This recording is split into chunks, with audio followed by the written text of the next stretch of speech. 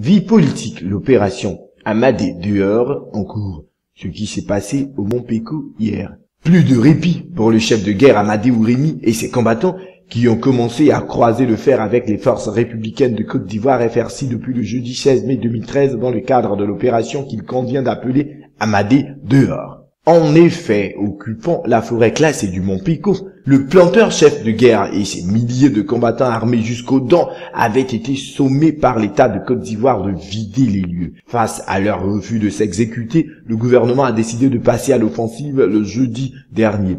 Les gendarmes et les éléments des FRC se sont déployés dans un premier temps aux alentours de la forêt du Mont Péco. À l'aide d'un mégaphone, selon nos sources, ils ont demandé aux populations de quitter les lieux. Ils ont précisé qu'ils ne sont pas venus en ennemis, mais en amis, pour les sensibiliser à partir et à rejoindre des parents et connaissances dans des villages et villes loin du Mont Péco. Passé cette étape, une première colonne des forces ivoiriennes a tenté de pénétrer l'antre d'Amadé Ourimi par la porte principale du parc pour continuer, dit-on, la sensibilisation à l'effet d'obtenir le départ des populations.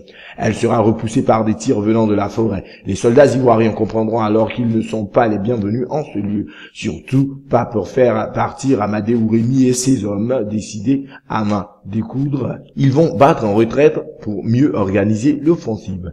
Hier, vendredi 17 mai, au deuxième jour de cette opération de déguerpissement, c'est une colonne conduite par les forces françaises de l'opération Licorne, apprennent nos sources, qui prend position aux abords de la forêt. Elle sera suivie par les gendarmes et militaires ivoiriens commis pour l'expédition. Ils vont encore une fois demander aux populations de dégager des lieux avant de se déployer aux alentours du Mont Péco, de sorte à en bloquer toutes les issues.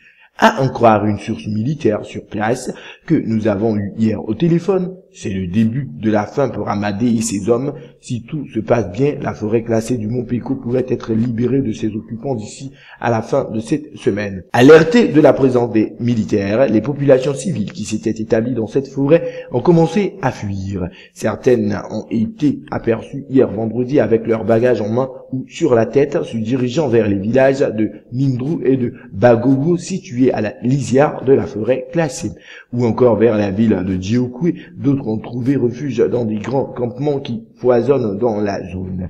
Les hostilités armées n'avaient pas encore été engagées, en tout cas pas avant que nous mettions sous presse. Les éléments des FR6 et les forces internationales étaient prépositionnés dans divers endroits stratégiques, espérant qu'Amadé Ourimi et ses hommes soient enfin habités par la raison et se rendent pour éviter un autre bain de sang à l'ouest.